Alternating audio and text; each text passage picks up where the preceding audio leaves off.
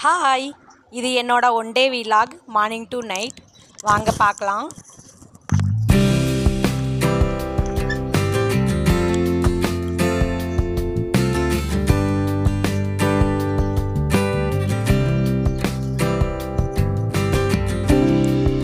இன்னைக்கு north Indian dinner matar pulao paneer dum aloo. இன்னைக்கு லஞ்சுக்கு வந்து தக்காளி சாதம் பண்ணலான் இருக்கேன், பீர்க்கங்காய் பண்ணி.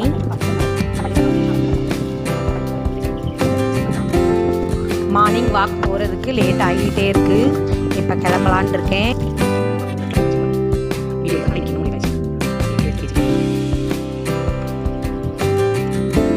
இங்கே காலோனிக்குள்ள ஓப்பன் ஜிம் இருக்குது. அங்கே போய் ஒரு பார்வை அப்படியே ஒரு தடவை கொஞ்ச நேரம் அப்படியே ஒர்க் அவுட் பண்ணிவிட்டு, இங்கே பக்கத்துலேயே பசங்களுக்காக ப்ளே கிரவுண்ட் இருக்குது, பெரிய கிரவுண்டு இது. சாப்பிட்டா எனக்கு ரொம்ப பிடிக்கும்.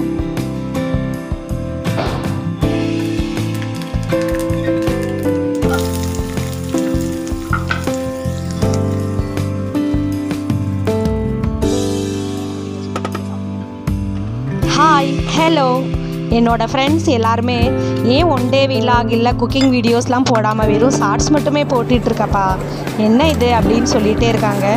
ஸோ அதனால் இன்றைக்கி மார்னிங் டு நைட் விலாக் போடலான் இருக்கேன்.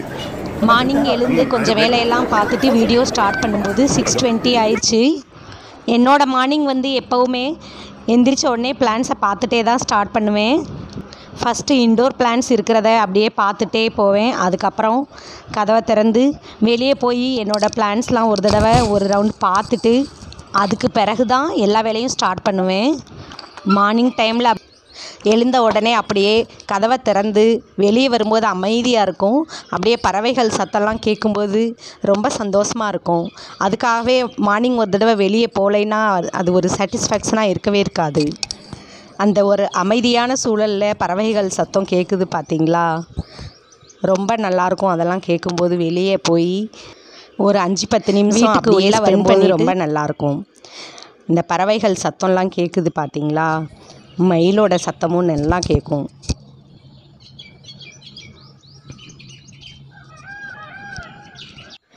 இப்போ வீட்டுக்குள்ளே வந்துட்டேன். இந்த மார்னிங் ட்ரிங்க் ஏதாவது நான் குடிப்பேன். இன்றைக்கி வந்து தனியா வாட்டர், சீரகம் வாட்டர், சோம்பு வாட்டர், இல்லைன்னா அந்த தேனும் இஞ்சியும் போட்டு வாட்டர் குடிப்பேன். இதெல்லாம் குடிக்கும்போது வந்து கொஞ்சம் வெயிட் மெயின்டெனன்ஸ்க்கு ஹெல்ப்ஃபுல்லாக இருக்குது.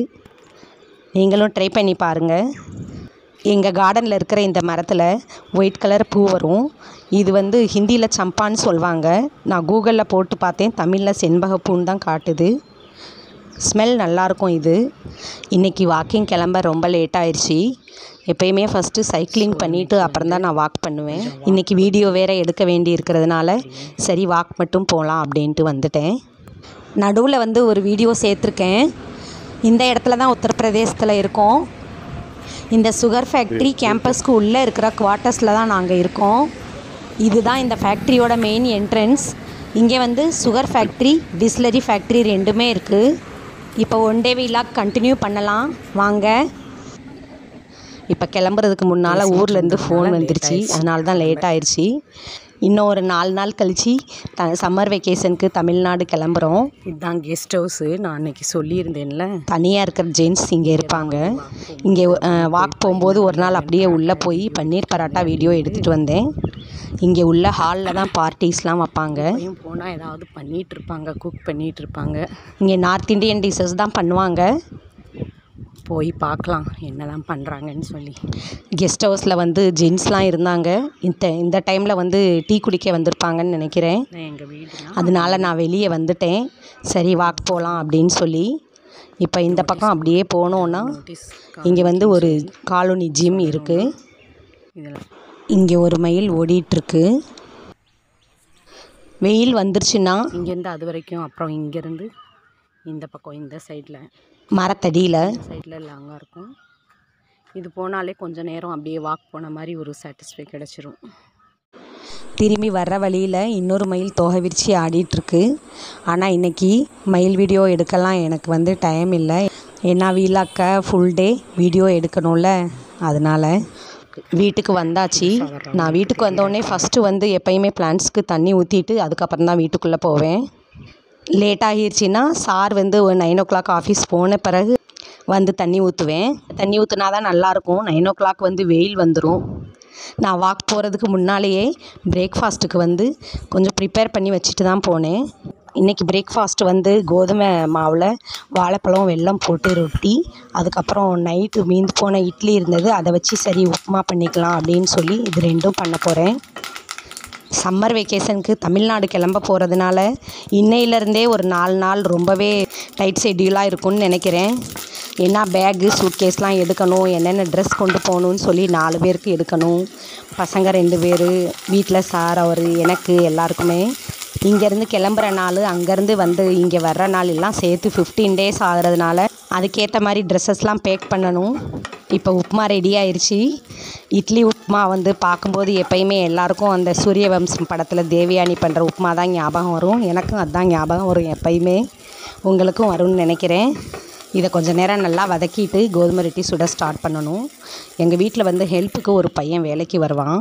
அவன் என்னமோ சொல்லிகிட்டு இருக்கான், என்னன்னு கேட்கலாம். அவனுக்கு ஏதோ கொஞ்சம் வெளியே வேலை இருக்குது, போயிட்டு வர்றேன் அப்படின்னு சொல்கிறான். அவன் அங்கே போயிட்டு வந்து அதுக்கப்புறம் தான் பாத்திரம் கழுவி எல்லாம் க்ளீன் பண்ணுவான்.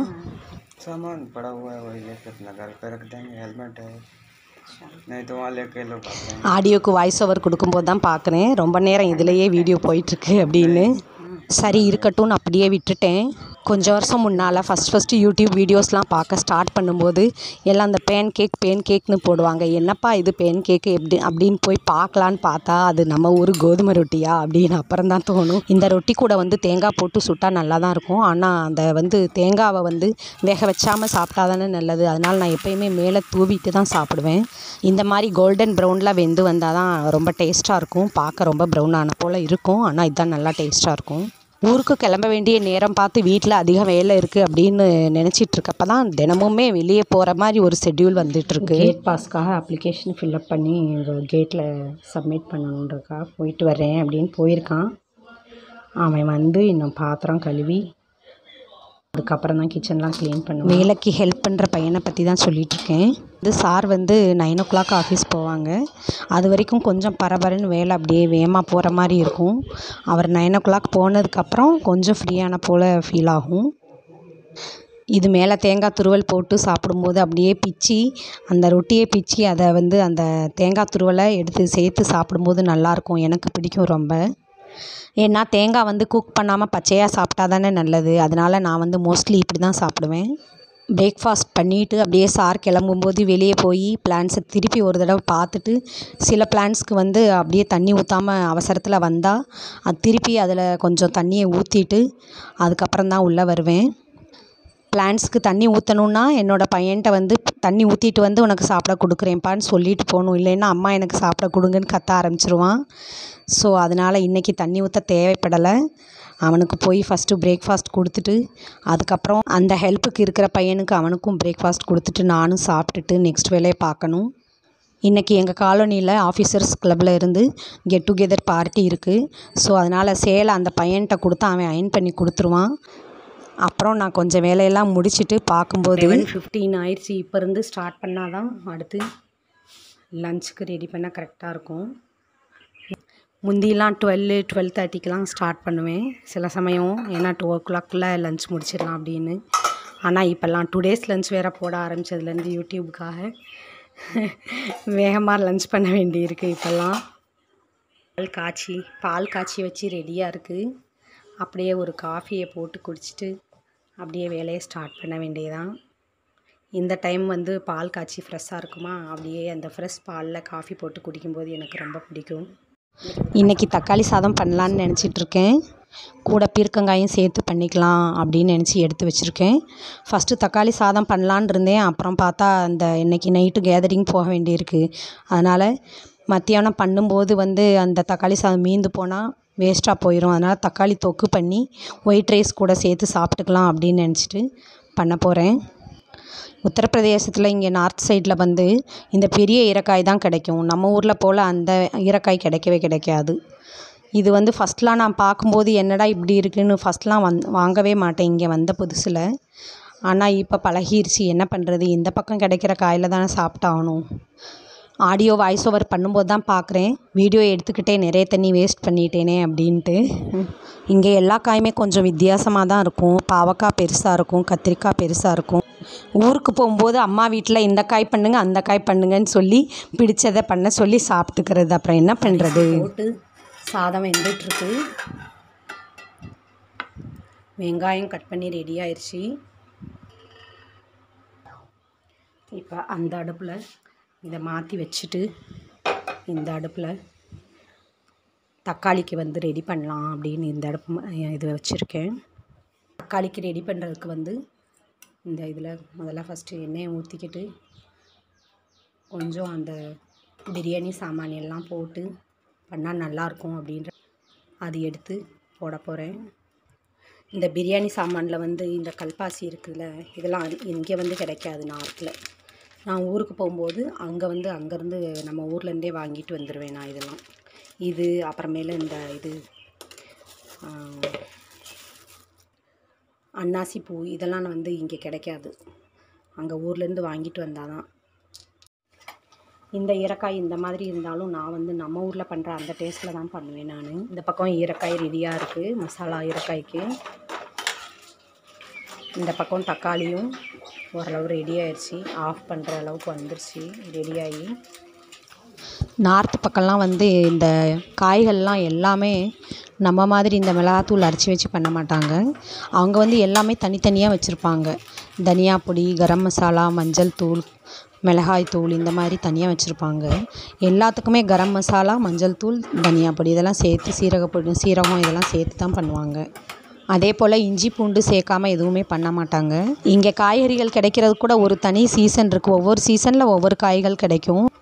கேரட், பட்டாணி, பீன்ஸு, இந்த மஷ்ரூம்லாம் குளிர் டைமில் மட்டும்தான் கிடைக்கும் இங்கே, இப்போல்லாம் கிடைக்காது. ஈரக்காயை வதக்கி இப்போ இதில் தண்ணி ஊற்றி வேக வச்சுட்டு கொஞ்சோண்டு புதினா எடுத்துகிட்டு வந்து இந்த தக்காளிக்கு போடலான்னு நினைக்கிறேன். புதினா போட்டால் கொஞ்சம் நல்லாயிருக்கும்ல ஃப்ளேவர், அதனால் போய் புதினா எடுத்துகிட்டு வந்து இதில் போட்டுடலான்னு பார்க்குறேன். இப்போ இது ஓரளவுக்கு வதங்கிருச்சு. இதில் கொஞ்சம் தண்ணி ஊற்றி வேக வச்சுட்டு நான் போய் புதினா பறிச்சுட்டு வர போகிறேன். எங்கள் வீட்டு முன்னால் வந்து குழாய் பக்கத்தில் நான் தான் அந்த குச்சியை நட்டு வச்சேன். அது வீட்டுக்கு யூஸ் பண்ணுற அளவுக்கு கொஞ்சம் பரவலாமல் வந்திருக்கு.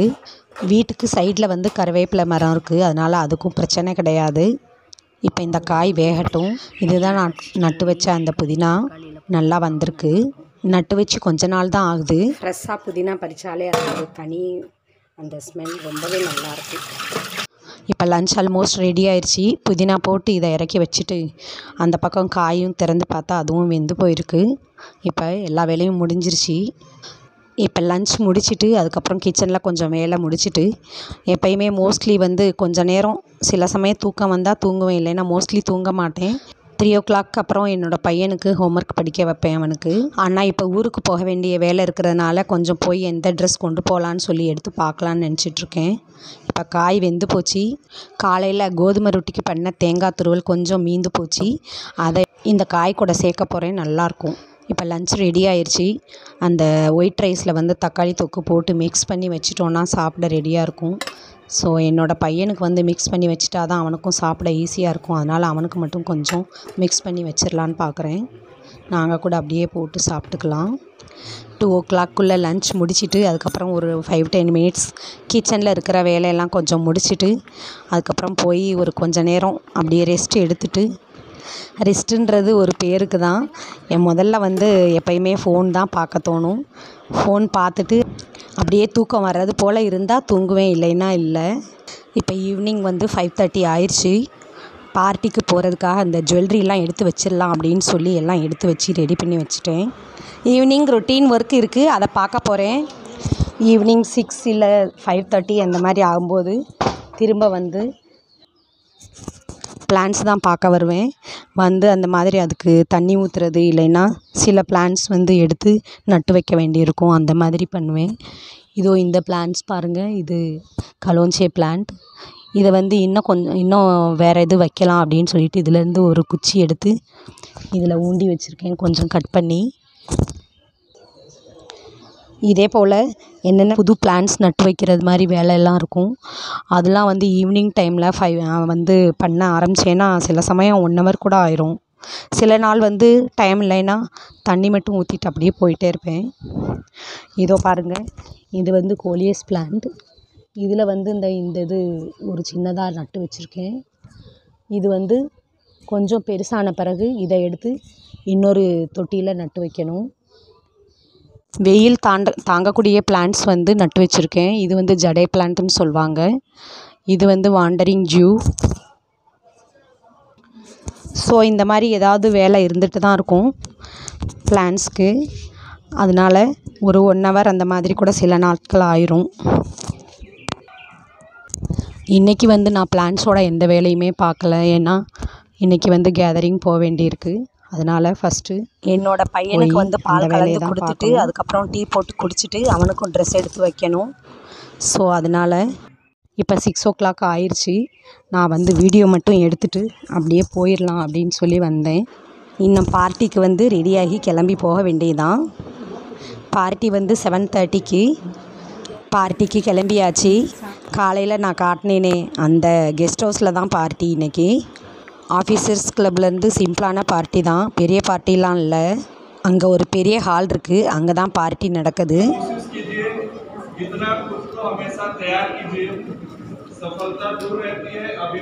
साथ ही साथ आ गया क्या है பார்ட்டியில் வந்து ஸ்நாக்ஸு, ஃபிங்கர் சிப்ஸ், அப்புறம் வந்து பாலுக்கு உருளைக்கிழங்கு போட்டு கபாப் பண்ணியிருந்தாங்க. கூட டண்டாயின்ற ஒரு ட்ரிங்க் கொடுத்தாங்க.